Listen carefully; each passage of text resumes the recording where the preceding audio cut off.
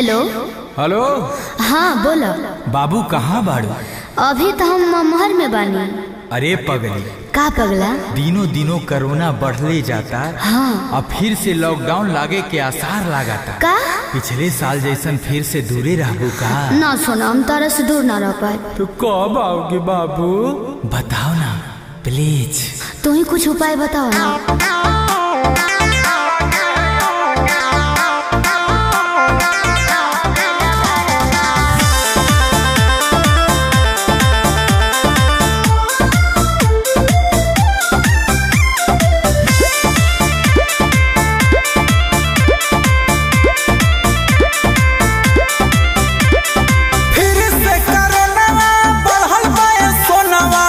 तोहरा के करब बड़ी मीस तरह बुझे अलग है अलग।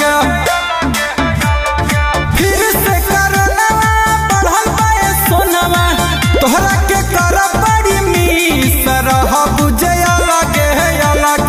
कैसे करब उठावा पे खीस तरह बुझे अलग है अलग।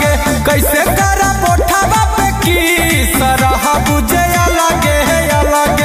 छोड़ी मामा हरावा तनी घरावा, तोरा बिना जियल बा बेकार। दूर कैसे रहबे न भरावा। अरे छोड़ी मामा हरावा तनी घरावा, तोरा बिना जियल बा बेकार। दूर कैसे रहबे न भरावा। पहले बानी तोहरा से प्यार, दूर कैसे रहबे न भरावा। पहले बानी तोहरा से प्यार, दूर कैसे रहबे न भरावा। बाबू जानते हो क्या? बम्बे दिल्ली सगरों लॉकडाउन लग गया है। अच्छा। लगता है कुछ दिन में गाड़ियों घोड़ा बंद हो जाएगा। जल्दी आ जाओ बाबू। ठीक है, मामू को बोलेंगे पहुंचा दीजिए मुझे। ठीक बा।